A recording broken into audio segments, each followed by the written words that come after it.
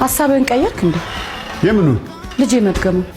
ኦራ ሂሩቴ አንቺ ልክ ነበርሽ እናቴ። ምን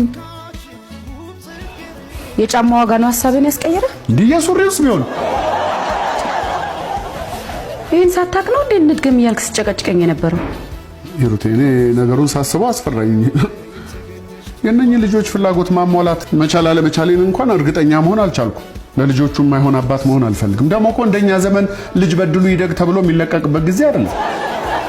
ስለዚህ ትቼዋለሁ፣ ሐሳቤን አንስቻለሁ። ይቅርታ።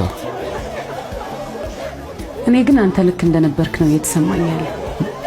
ምን ልጅ መድገሙ ላይ እንዴ? ስራሽስ 9 ወር መቆየ፣ ከዛ ከወለድሽ በኋላ ስትታርሺ የምትወፍሪው እሱን ለማራገፍ ተራራ መሮጥ፣ ልጅ ለማሳደግ ሞግዚት መቅጠር ወይም አንቺ ማሳደግ እንዳለብሽ ውዝግብ ምናምኑስ?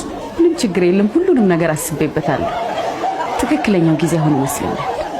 እኔ ግን ከትላንቷ ሂሩት ጎን ነው የምቆመው። እንዴ ምንድነው? ቆይ እንደዚህ ሐሳብሽን ያስቀየረሽ? እማዬን አማከርኳት። እኔ ያን ሁሉ ልመናና ምክር ደርድሬ ስድብ ስታጠጪኝ ቆይተሽ እናትሽ አንድ ነገር ሲሉሽ ተመልሰሽ እሺ ብለሽ መጣሽ። ምን ችግር አለ ታዲያ? ይሄ ያንቺና የእናትሽ ሐሳብ ነው፣ የኔ ሐሳብ አይደለም። እርግጥ መጀመሪያ ሐሳቡ የኔ እንደሆነ እሙን ነው።